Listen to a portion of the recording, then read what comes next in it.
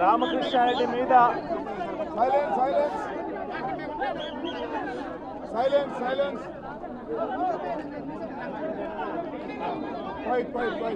ఈరోజు పిన్నెల్లి రామకృష్ణారెడ్డి మీద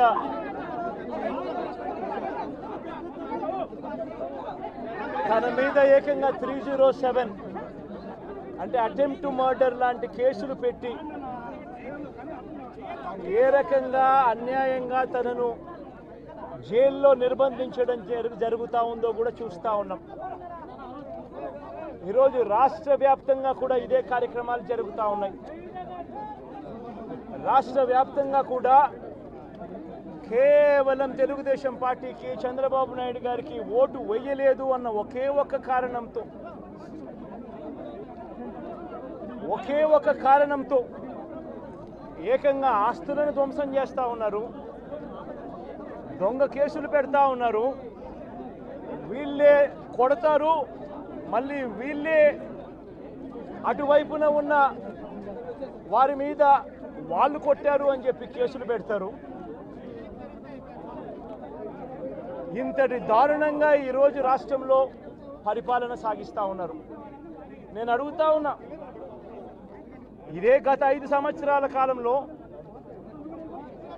వైఎస్ఆర్సీపీ పరిపాలనలో ఉండగా, వైఎస్ఆర్సీపీ ప్రభుత్వంలో ఉండగా అప్పుడు జగన్ ఏం చేశాడు?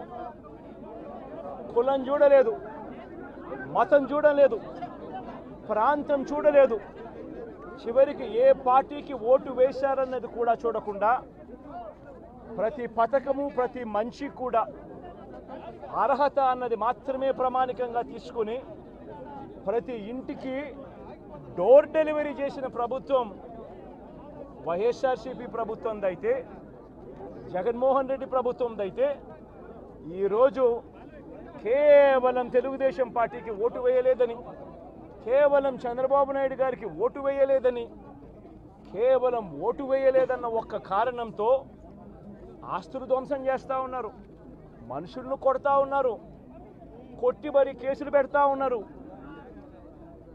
ఇంతటి అన్యాయంగా రాష్ట్రాన్ని రావణ కాష్టం చేస్తూ ఉన్నారు. రాజశేఖర రెడ్డి గారి విగ్రహాలను విరగొడతా ఉన్నారు, పగలగొడతా ఉన్నారు. ఇవన్నీ ఏదైతే చేస్తూ ఉన్నారో ఇవన్నీ కూడా శిశుపాలుని పాపాల మాదిరిగా ఇవన్నీ కూడా పాపాలు పండుతాయి. ప్రజాస్వామ్యంలో ఏదైనా కూడా ప్రజలకు మంచి చేసి ప్రజల గుండెల్లో స్థానం సంపాదించుకుని ప్రజల దగ్గరికి వెళ్ళి ఫలాని మంచి చేశాం కాబట్టి మాకు ఓటు వేయండి అని అడిగే పరిస్థితులు ఉండాలి తప్పనిచ్చి ఈ మాదిరిగా దౌర్జన్యాలు చేసి, ఈ మాదిరిగా అన్యాయమైన కేసులు బిగించి, ఈ మాదిరిగా ఆస్తులు ధ్వంసం చేసి, ఈ మాదిరిగా ఫియర్ సైకోసిస్ క్రియేట్ చేస్తూ రాజకీయాలు చేస్తే మాత్రం అది ఏ రోజు కూడా నిలబడే రాజకీయం కాదు. తాత్కాలిక మేలేదైనా జరుగుతుందేమో తప్పనిచ్చి తర్వాత ఓటు వేసేటప్పుడు మాత్రం ప్రజలు ఇవన్నీ కూడా ఖచ్చితంగా గుర్తుపెట్టుకొని లెక్క జమ చేసి చంద్రబాబు నాయుడు గారికి గట్టిగా బుద్ధి చెప్పే పరిస్థితులు రోజులు కూడా తొందరలోనే ఉన్నాయని కూడా ఈ సందర్భంగా చంద్రబాబు నాయుడు గారిలో మార్పు రావాలని సందర్భంగా కూడా తెలియజేస్తా ఉన్నా. నిజంగా ఇదే విషయానికి వస్తే ప్రజలు ఎందుకు నీకు ఓటేశారు చంద్రబాబు నాయుడు గారు అని చెప్పి ఫస్ట్ చంద్రబాబు నాయుడు ఆలోచన చేయాలి. ఒకవైపున వైఎస్ఆర్ కాంగ్రెస్ పార్టీ ప్రజల్లో వ్యతిరేకత వల్ల ఓడిపోలేదు, ప్రజలకు మంచి చేసి ప్రజలకు మంచి చేసి వైఎస్ఆర్ కాంగ్రెస్ పార్టీ ఓడిపోయింది. ఎందుకు ఓడిపోయింది అని అంటే చంద్రబాబు నాయుడు చేసిన మోసపూరిత హామీలకు ప్రజలు కాస్తో కూస్తో కొద్దిగా ఇదే ఆ 10% కాస్త అటువైపున షిఫ్ట్ అయ్యి చంద్రబాబు నాయుడు గారు అధికారంలోకి వచ్చిన పరిస్థితులు. మరి చంద్రబాబు నాయుడు అధికారంలోకి వచ్చిన తర్వాత ఈరోజు రైతులకు తాను ఇస్తానన్న రైతు భరోసా 20,000 రూపాయలు ప్రతి రైతన్నకి ఇస్తానన్నాడు.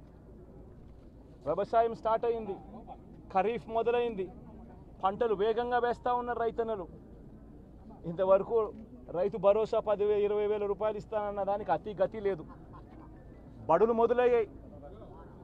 అమ్మఒడి కింద జగన్ 15,000 ఇస్తాను అని అంటే కాదు, చంద్రబాబు నాయుడు వస్తే ఎంతమంది పిల్లలు ఉంటే అంతమందికి ఇస్తాడు, ప్రతి ఒక్కరికి 15,000 ఇస్తాడు అని చెప్పారు. రాష్ట్రంలో 1 కోటి మందికి పైగా పిల్లలు, బడియీడు పిల్లలు ఉన్నారు. బడులు స్టార్ట్ అయ్యాయి.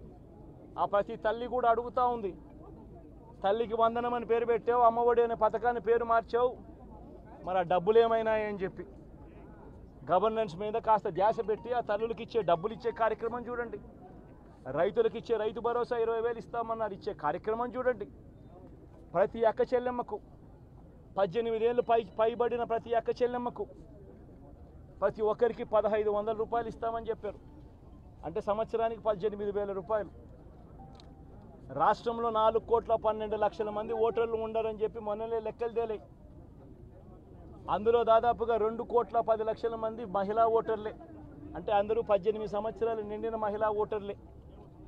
మరి 2,10,00,000 మంది ఈ మహిళా ఓటర్లందరూ కూడా 18 ఏళ్ళు నిండిన ఈ మహిళా ఓటర్లందరూ కూడా వీళ్ళందరూ కూడా ఈరోజు అడుగుతూ ఉన్నారు, 1,500 రూపాయలు ప్రతి నెల ఇస్తానన్నావు, ఏమైంది ఈ 1,500 రూపాయలు ఇచ్చే కార్యక్రమాలు అని చెప్పి అడుగుతూ ఉన్నారు.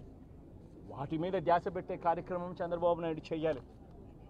ఇవేవి కూడా చేయకుండా కేవలం భయాందోళనలు క్రియేట్ చేయాలి, రాష్ట్రంలో రావణ కాష్టం సృష్టించాలి, దొంగ కేసులు పెట్టాలి, ఇరికించాలి, ఆస్తులను ధ్వంసం చేయాలి. వైఎస్ఆర్సీపీ అభిమానులైనా, వైఎస్ఆర్సీపీ కార్యకర్తలైనా, వైఎస్ఆర్సీపీకి ఓటు వేసిన వారైనా కూడా ఎవరిని కూడా ఉంచకూడదు అన్న దుర్మార్గపు ఆలోచనలతో అడుగులు ముందుకు వేయడం అతి హేయమైన రాజకీయం అని కూడా ఈ సందర్భంగా తెలియజేస్తా ఉన్నా. ఇదే రామకృష్ణారెడ్డి విషయానికే వస్తే నిజంగా ఎంతటి అన్యాయమైన పరిస్థితిలో కేసులు బిగించారు అన్నది ఒకసారి అందరూ కూడా ఆలోచన చేయమని కోరుతా ఉన్నా. ఇదే విషయం కారంపూడి ఘటన జరిగింది ఎప్పుడు? ఎన్నికలు అయిపోయిన తర్వాత మరుసటి రోజు, అంటే మే 14వ తారీఖున కారంపూడిలో ఘటన జరిగింది. కారంపూడిలో ఏం ఘటన జరిగింది, ఎందుకు జరిగింది?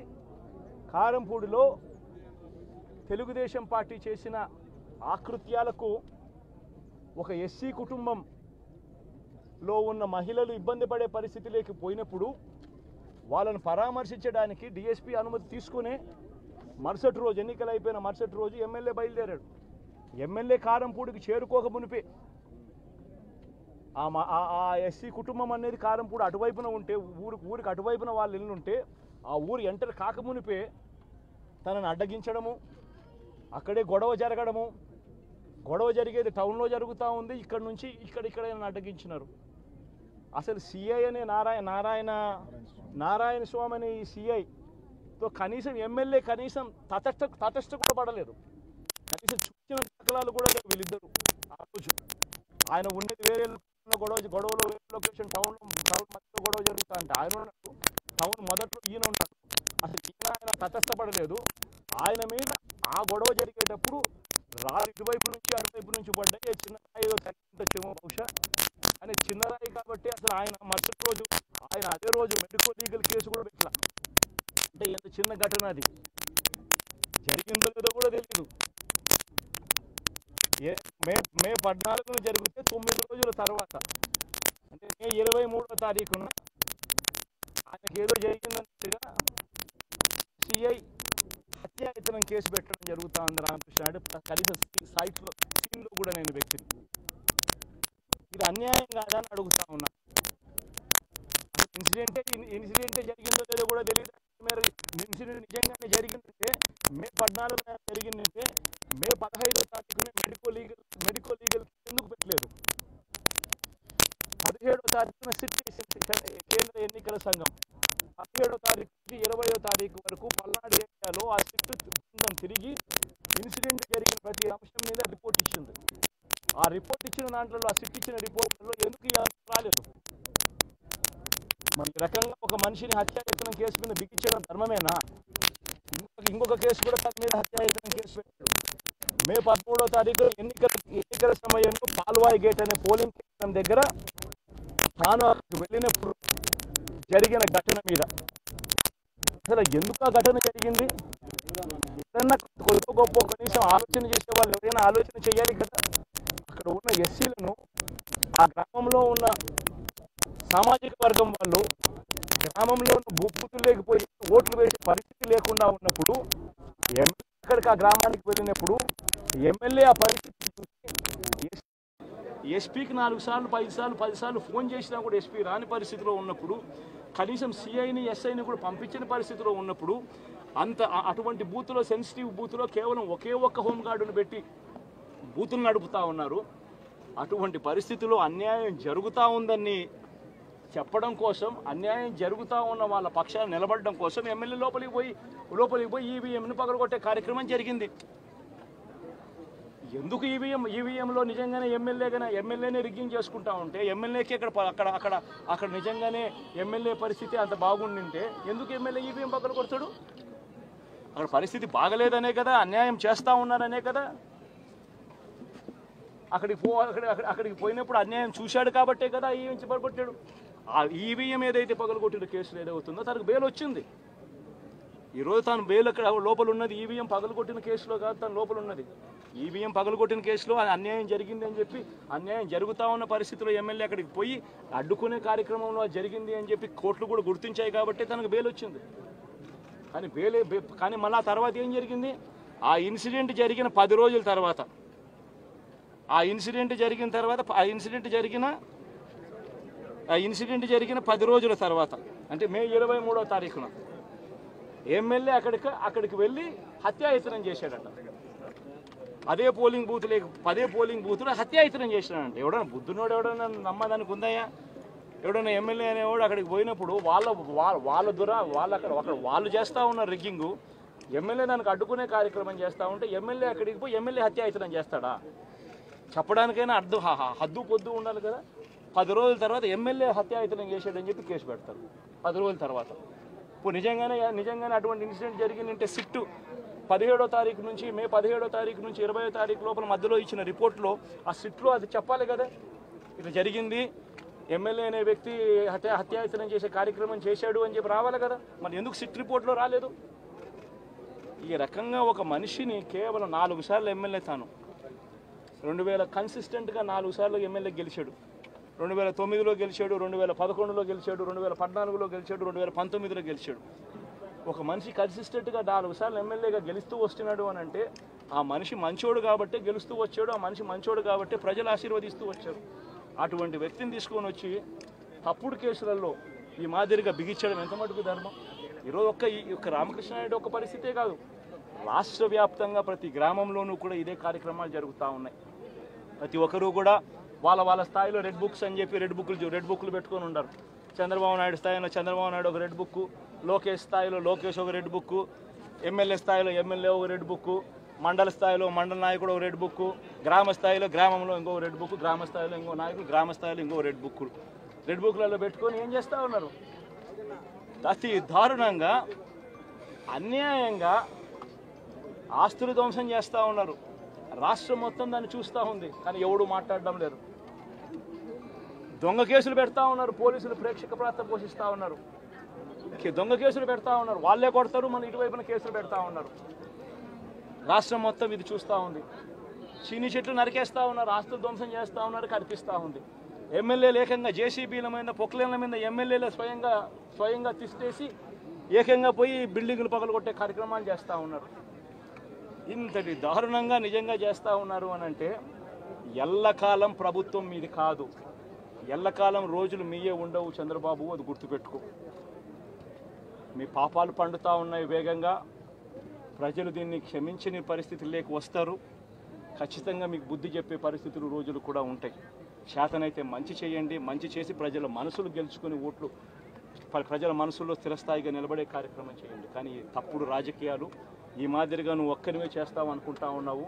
ఇదే మాదిరిగా కొనసాగితే రాష్ట్రంలో ఒక తప్పుడు సాంప్రదాయానికి నువ్వు నాంది పలుకుతా ఉన్నావు.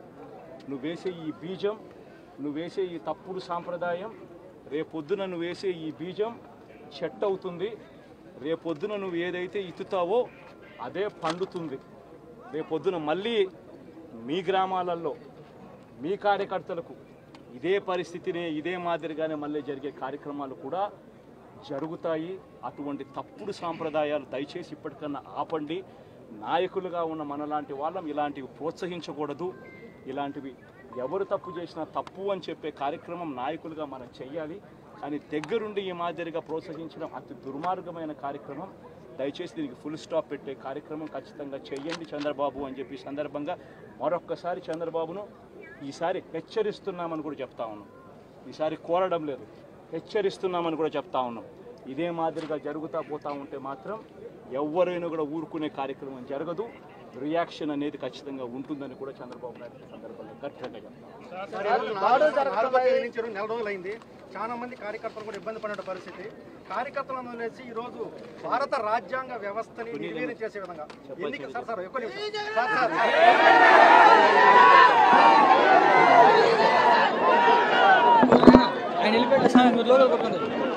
దాని మీద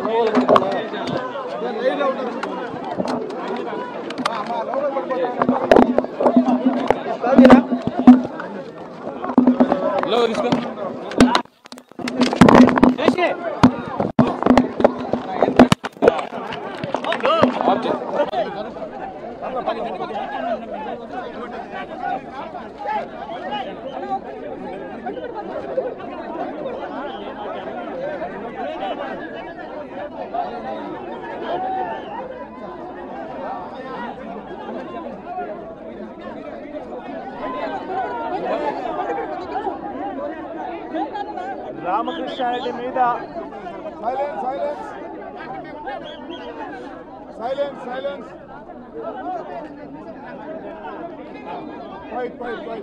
ఈరోజు పిన్నెల్లి రామకృష్ణారెడ్డి మీద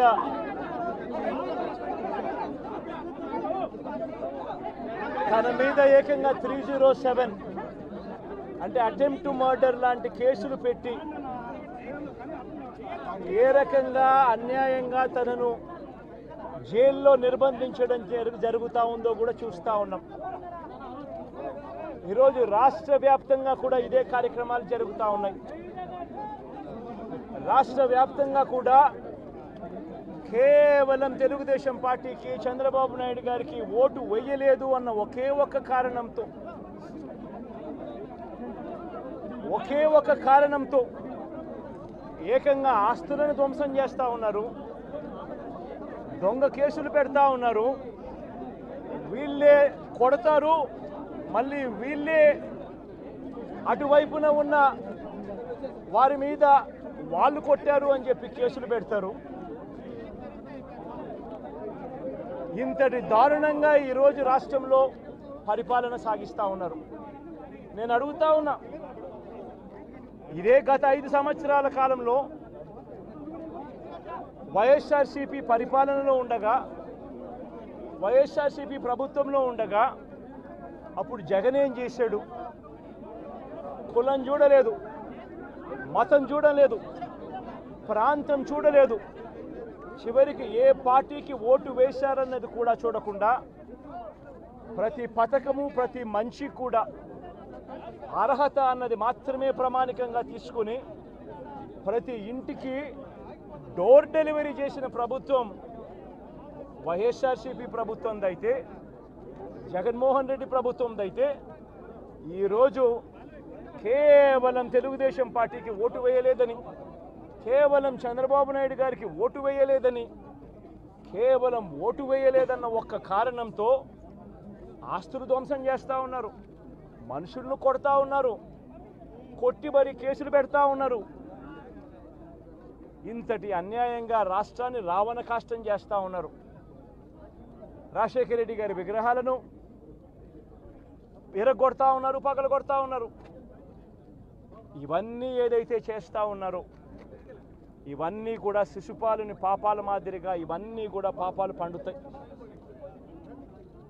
ప్రజాస్వామ్యంలో ఏదైనా కూడా ప్రజలకు మంచి చేసి ప్రజల గుండెల్లో స్థానం సంపాదించుకుని ప్రజల దగ్గరికి వెళ్ళి ఫలాని మంచి చేశాం కాబట్టి మాకు ఓటు వేయండి అని అడిగే పరిస్థితులు ఉండాలి తప్పనిచ్చి ఈ మాదిరిగా దౌర్జన్యాలు చేసి ఈ మాదిరిగా అన్యాయమైన కేసులు బిగించి ఈ మాదిరిగా ఆస్తులు ధ్వంసం చేసి ఈ మాదిరిగా ఫియర్ సైకోసిస్ క్రియేట్ చేస్తూ రాజకీయాలు చేస్తే మాత్రం అది ఏ రోజు కూడా నిలబడే రాజకీయం కాదు.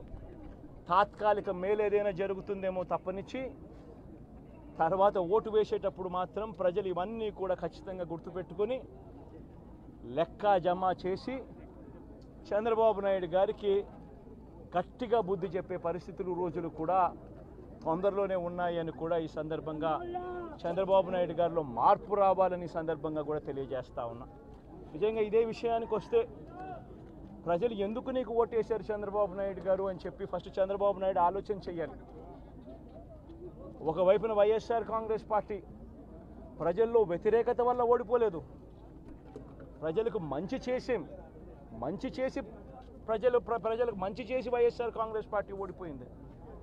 ఎందుకు ఓడిపోయింది అని అంటే చంద్రబాబు నాయుడు చేసిన మోసపూరిత హామీలకు ప్రజలు కాస్తో కూస్తో కొద్దిగా ఇదే ఆ 10% కాస్త అటువైపున షిఫ్ట్ అయ్యి చంద్రబాబు నాయుడు గారు అధికారంలోకి వచ్చిన పరిస్థితులు. మరి చంద్రబాబు నాయుడు అధికారంలోకి వచ్చిన తర్వాత ఈరోజు రైతులకు ఇస్తానన్న రైతు భరోసా 20,000 రూపాయలు ప్రతి రైతన్నకి ఇస్తానన్నాడు. వ్యవసాయం స్టార్ట్ అయింది, ఖరీఫ్ మొదలైంది, పంటలు వేగంగా వేస్తూ ఉన్నారు రైతన్నలు. ఇంతవరకు రైతు భరోసా 10,000-20,000 రూపాయలు ఇస్తానన్న దానికి అతి గతి లేదు. బడులు మొదలయ్యాయి. అమ్మఒడి కింద జగన్ 15,000 ఇస్తాను అని అంటే కాదు చంద్రబాబు నాయుడు వస్తే ఎంతమంది పిల్లలు ఉంటే అంతమందికి ఇస్తాడు, ప్రతి ఒక్కరికి 15,000 ఇస్తాడు అని చెప్పారు.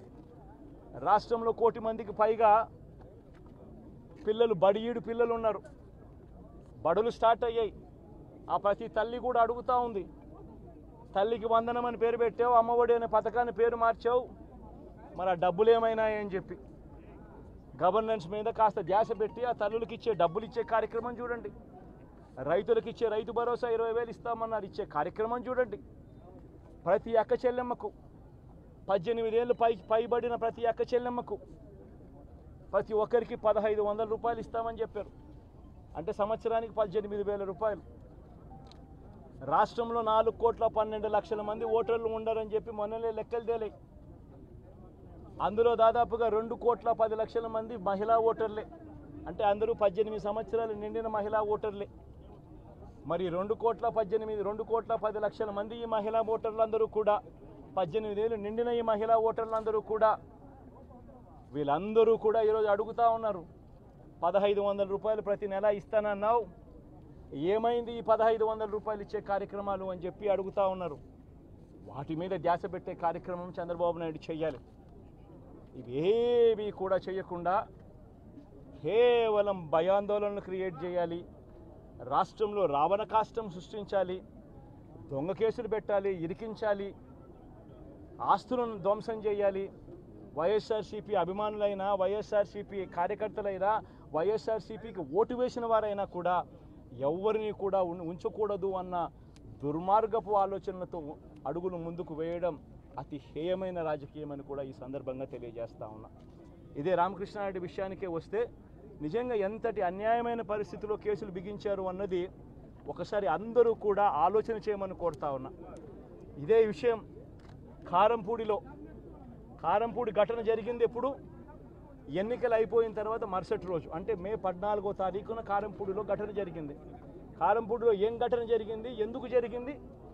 కారంపూడిలో తెలుగుదేశం పార్టీ చేసిన ఆకృత్యాలకు ఒక ఎస్సీ కుటుంబంలో ఉన్న మహిళలు ఇబ్బంది పడే పరిస్థితిలోకి పోయినప్పుడు వాళ్ళను పరామర్శించడానికి డిఎస్పీ అనుమతి తీసుకునే మరుసటి రోజు, ఎన్నికలు అయిపోయిన మరుసటి రోజు ఎమ్మెల్యే బయలుదేరాడు.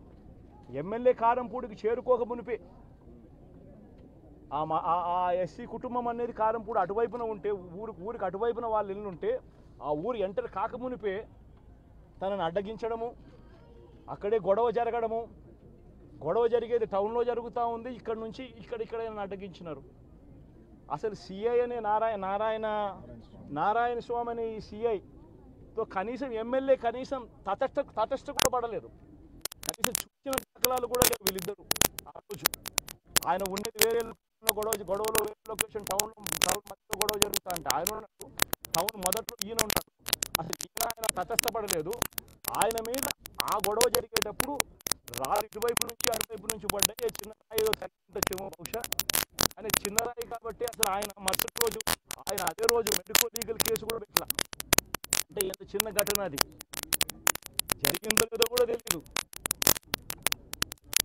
మే 14 జరిగితే 9 రోజుల తర్వాత, అంటే మే 23వ తారీఖున ఆయనకి ఏదో జరిగిందన్నట్టుగా సిఐ హత్యాయతనం కేసు పెట్టడం జరుగుతూ ఉంది రామకృష్ణ నాయుడు. కనీసం సీన్లో కూడా నేను వ్యక్తిని ఇది అన్యాయం కాదా అని అడుగుతా ఉన్నా. అసలు ఇన్సిడెంటే జరిగిందో లేదో కూడా తెలియదు. మరి ఇన్సిడెంట్ నిజంగానే జరిగిందంటే మే 14న జరిగిందంటే మే 15వ తారీఖున మెడికల్ లీగల్ ఎందుకు పెట్టలేదు? 17వ తారీఖున కేంద్ర ఎన్నికల సంఘం 17వ తారీఖు నుంచి 20వ తారీఖు వరకు పల్నాడు ఏరియాలో ఆ సిట్ బృందం తిరిగి ఇన్సిడెంట్ జరిగిన ప్రతి అంశం మీద రిపోర్ట్ ఇచ్చింది. ఆ రిపోర్ట్ ఇచ్చిన దాంట్లో, ఆ సిట్ ఇచ్చిన రిపోర్ట్లో ఎందుకు రాలేదు? మరి ఈ రకంగా ఒక మనిషిని హత్యాయత్నం కేసు మీద బిగించడం ధర్మమేనా? ఇంకొక కేసు కూడా తన మీద హత్యాయత్నం కేసు పెట్టాడు. మే 13వ తారీఖు ఎన్నికల సమయంలో పాల్వాయి గేట్ అనే పోలింగ్ కేంద్రం దగ్గర తాను వెళ్ళినప్పుడు జరిగిన ఘటన మీద అసలు ఎందుకు ఆ ఘటన జరిగింది? ఏదన్నా కొద్ది గొప్ప కనీసం ఆలోచన చేసే వాళ్ళు ఎవరైనా ఆలోచన చేయాలి కదా. అక్కడ ఉన్న ఎస్సీలను, ఆ గ్రామంలో ఉన్న సామాజిక వర్గం వాళ్ళు గ్రామంలో ఉన్న బూతులు లేకపోయి ఓట్లు వేసే పరిస్థితి లేకుండా ఉన్నప్పుడు అక్కడికి ఆ గ్రామానికి వెళ్ళినప్పుడు ఎమ్మెల్యే ఆ పరిస్థితి చూసి ఎస్పీకి 4 సార్లు 5 సార్లు 10 సార్లు ఫోన్ చేసినా కూడా ఎస్పీ రాని పరిస్థితిలో ఉన్నప్పుడు, కనీసం సిఐని ఎస్ఐని కూడా పంపించిన పరిస్థితిలో ఉన్నప్పుడు, అటువంటి బూత్లో, సెన్సిటివ్ బూత్లో కేవలం ఒకే ఒక్క హోంగార్డును పెట్టి బూతులు నడుపుతూ ఉన్నారు. అటువంటి పరిస్థితిలో అన్యాయం జరుగుతూ ఉందని చెప్పడం కోసం, అన్యాయం జరుగుతూ ఉన్న వాళ్ళ పక్షాన్ని నిలబడడం కోసం ఎమ్మెల్యే లోపలికి పోయి ఈవీఎంను పగలగొట్టే కార్యక్రమం జరిగింది. ఎందుకు ఈవీఎంలో నిజంగానే ఎమ్మెల్యేనే రిగ్గింగ్ చేసుకుంటా ఉంటే, ఎమ్మెల్యేకి అక్కడ నిజంగానే ఎమ్మెల్యే పరిస్థితి అంత బాగుండింటే ఎందుకు ఎమ్మెల్యే ఈవీఎం పగలగొడతాడు? అక్కడ పరిస్థితి బాగలేదనే కదా, అన్యాయం చేస్తూ ఉన్నారనే కదా. అక్కడికి పోయినప్పుడు అన్యాయం చూశాడు కాబట్టే కదా ఈవీఎం పగలగొట్టాడు. ఆ ఈవీఎం ఏదైతే పగలగొట్టిన కేసులు ఏదవుతుందో తనకు బెయిల్ వచ్చింది. ఈరోజు తాను బెయిల్ అక్కడ లోపల ఉన్నది ఈవీఎం పగలగొట్టిన కేసులో కాదు, తను లోపల ఉన్నది ఈవీఎం పగలగొట్టిన కేసులో. అన్యాయం జరిగింది అని చెప్పి, అన్యాయం జరుగుతూ ఉన్న పరిస్థితిలో ఎమ్మెల్యే అక్కడికి పోయి అడ్డుకునే కార్యక్రమంలో జరిగింది అని చెప్పి కోర్టులు కూడా గుర్తించాయి కాబట్టి తనకు బెయిల్ వచ్చింది. కానీ మళ్ళీ ఆ తర్వాత ఏం జరిగింది? ఆ ఇన్సిడెంట్ జరిగిన 10 రోజుల తర్వాత, ఆ ఇన్సిడెంట్ జరిగిన 10 రోజుల తర్వాత, అంటే మే 23వ తారీఖున ఎమ్మెల్యే అక్కడికి వెళ్ళి హత్యాయత్నం చేశాడట. అదే పోలింగ్ బూత్లో హత్యాయత్నం చేసినాడంట. ఎవడన్నా బుద్ధునోడు ఎవడన్నా నమ్మదానికి ఉందయ్యా? ఎవడన్నా ఎమ్మెల్యే అనేవాడు అక్కడికి పోయినప్పుడు వాళ్ళు చేస్తూ ఉన్న రిగ్గింగు, ఎమ్మెల్యే దానికి అడ్డుకునే కార్యక్రమం చేస్తూ ఉంటే ఎమ్మెల్యే అక్కడికి పోయి ఎమ్మెల్యే హత్యాయత్నం చేస్తాడా? చెప్పడానికైనా హద్దు పొద్దు ఉండాలి కదా. 10 రోజుల తర్వాత ఎమ్మెల్యే హత్యాయత్నం చేశాడని చెప్పి కేసు పెడతారు 10 రోజుల తర్వాత. ఇప్పుడు నిజంగానే అటువంటి ఇన్సిడెంట్ జరిగిందంటే సిట్టు 17వ తారీఖు నుంచి, మే 17వ తారీఖు నుంచి 20వ తారీఖు లోపల మధ్యలో ఇచ్చిన రిపోర్ట్లో, ఆ సిట్లో అది చెప్పాలి కదా, ఇట్లా జరిగింది, ఎమ్మెల్యే అనే వ్యక్తి హత్యాయత్నం చేసే కార్యక్రమం చేశాడు అని చెప్పి రావాలి కదా. మరి ఎందుకు సిట్ రిపోర్ట్లో రాలేదు? ఈ రకంగా ఒక మనిషిని కేవలం 4 సార్లు ఎమ్మెల్యే, తాను 2000 కన్సిస్టెంట్గా 4 సార్లు ఎమ్మెల్యే గెలిచాడు. 2009లో గెలిచాడు, 2011లో గెలిచాడు, 2014లో గెలిచాడు, 2019లో గెలిచాడు. ఒక మనిషి కన్సిస్టెంట్గా 4 సార్లు ఎమ్మెల్యేగా గెలుస్తూ వస్తున్నాడు అని అంటే ఆ మనిషి మంచోడు కాబట్టి గెలుస్తూ వచ్చాడు, ఆ మనిషి మంచోడు కాబట్టి ప్రజలు ఆశీర్వదిస్తూ వచ్చారు. అటువంటి వ్యక్తిని తీసుకొని వచ్చి తప్పుడు కేసులలో ఈ మాదిరిగా బిగించడం ఎంత మటుకు ధర్మం? ఈరోజు ఒక్క రామకృష్ణ నాయుడు ఒక్క పరిస్థితే కాదు, రాష్ట్ర వ్యాప్తంగా ప్రతి గ్రామంలోనూ కూడా ఇదే కార్యక్రమాలు జరుగుతూ ఉన్నాయి. ప్రతి ఒక్కరూ కూడా వాళ్ళ స్థాయిలో రెడ్ బుక్స్ అని చెప్పి రెడ్ బుక్లు పెట్టుకొని ఉన్నారు. చంద్రబాబు నాయుడు స్థాయిలో చంద్రబాబు నాయుడు ఒక రెడ్ బుక్, లోకేష్ స్థాయిలో లోకేష్ ఒక రెడ్ బుక్, ఎమ్మెల్యే స్థాయిలో ఎమ్మెల్యే ఒక రెడ్ బుక్, మండల స్థాయిలో మండల నాయకుడు ఒక రెడ్ బుక్, గ్రామ స్థాయిలో గ్రామంలో ఇంకో రెడ్ బుక్, గ్రామ స్థాయిలో ఇంకో నాయకుడు, గ్రామ స్థాయిలో ఇంకో రెడ్ బుక్లలో పెట్టుకొని ఏం చేస్తూ ఉన్నారు? అతి దారుణంగా అన్యాయంగా ఆస్తులు ధ్వంసం చేస్తూ ఉన్నారు. రాష్ట్రం మొత్తం దాన్ని చూస్తూ ఉంది, కానీ ఎవడు మాట్లాడడం లేదు. దొంగ కేసులు పెడతా ఉన్నారు, పోలీసులు ప్రేక్షక పాత్ర పోషిస్తూ ఉన్నారు. దొంగ కేసులు పెడతా ఉన్నారు, వాళ్ళే కొడతారు, మన ఇటువైపున కేసులు పెడతా ఉన్నారు. రాష్ట్రం మొత్తం ఇది చూస్తూ ఉంది. చీని చెట్లు నరికేస్తూ ఉన్నారు, ఆస్తులు ధ్వంసం చేస్తూ ఉన్నారు, కనిపిస్తూ ఉంది. ఎమ్మెల్యేలు ఏకంగా జేసీబీల మీద పొక్లేన్ల మీద ఎమ్మెల్యేలు స్వయంగా తీసేసి ఏకంగా పోయి బిల్డింగులు పగలగొట్టే కార్యక్రమాలు చేస్తూ ఉన్నారు. ఇంతటి దారుణంగా నిజంగా చేస్తూ ఉన్నారు అని అంటే ఎల్లకాలం ప్రభుత్వం మీది కాదు, ఎల్లకాలం రోజులు మీయే ఉండవు చంద్రబాబు, అది గుర్తుపెట్టుకో. మీ పాపాలు పండుతూ ఉన్నాయి వేగంగా. ప్రజలు దీన్ని క్షమించని పరిస్థితుల్లోకి వస్తారు. ఖచ్చితంగా మీకు బుద్ధి చెప్పే పరిస్థితులు రోజులు కూడా ఉంటాయి. చేతనైతే మంచి చేయండి, మంచి చేసి ప్రజల మనసులు గెలుచుకుని ఓట్లు ప్రజల మనసుల్లో స్థిరస్థాయిగా నిలబడే కార్యక్రమం చేయండి. కానీ తప్పుడు రాజకీయాలు ఈ మాదిరిగా నువ్వు ఒక్కనివే చేస్తావు అనుకుంటా ఉన్నావు. ఇదే మాదిరిగా కొనసాగితే రాష్ట్రంలో ఒక తప్పుడు సాంప్రదాయానికి నువ్వు నాంది పలుకుతా ఉన్నావు. నువ్వు వేసే ఈ బీజం, నువ్వు వేసే ఈ తప్పుడు సాంప్రదాయం, రేపొద్దున నువ్వు వేసే ఈ బీజం చెట్టు అవుతుంది. రేపొద్దున నువ్వు ఏదైతే ఇత్తుతావో అదే పండుతుంది. రేపొద్దున మళ్ళీ మీ గ్రామాలలో మీ కార్యకర్తలకు ఇదే పరిస్థితిని ఇదే మాదిరిగానే మళ్ళీ జరిగే కార్యక్రమాలు కూడా జరుగుతాయి. అటువంటి తప్పుడు సాంప్రదాయాలు దయచేసి ఇప్పటికన్నా ఆపండి. నాయకులుగా ఉన్న మనలాంటి వాళ్ళం ఇలాంటివి ప్రోత్సహించకూడదు. ఇలాంటివి ఎవరు తప్పు చేసినా తప్పు అని చెప్పే కార్యక్రమం నాయకులుగా మనం చెయ్యాలి. కానీ దగ్గరుండి ఈ మాదిరిగా ప్రోత్సహించడం అతి దుర్మార్గమైన కార్యక్రమం. దయచేసి దీనికి ఫుల్ స్టాప్ పెట్టే కార్యక్రమం ఖచ్చితంగా చెయ్యండి చంద్రబాబు అని చెప్పి సందర్భంగా మరొక్కసారి చంద్రబాబును ఈసారి హెచ్చరిస్తున్నామని కూడా చెప్తా ఉన్నాం. ఈసారి కోరడం లేదు, హెచ్చరిస్తున్నామని కూడా చెప్తా ఉన్నాం. ఇదే మాదిరిగా జరుగుతూ పోతూ ఉంటే మాత్రం ఎవరైనా కూడా ఊరుకునే కార్యక్రమం జరగదు. రియాక్షన్ అనేది ఖచ్చితంగా ఉంటుందని కూడా చంద్రబాబు నాయుడు సందర్భంగా గట్టిగా నెల రోజులైంది. చాలా మంది కార్యకర్తలు కూడా ఇబ్బంది పడిన పరిస్థితి. కార్యకర్తలను వదిలేసి ఈ రోజు భారత రాజ్యాంగ వ్యవస్థని నిర్వీర్యం చేసే విధంగా ఎన్నిక సార్ ఎక్కువ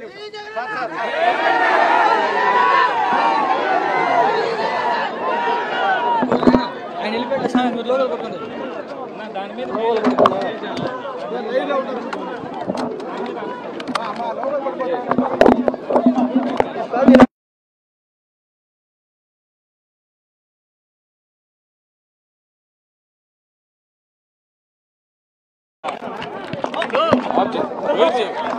జాగ్రత్త తీసుకో. కెమెరాలు ఉన్నాయే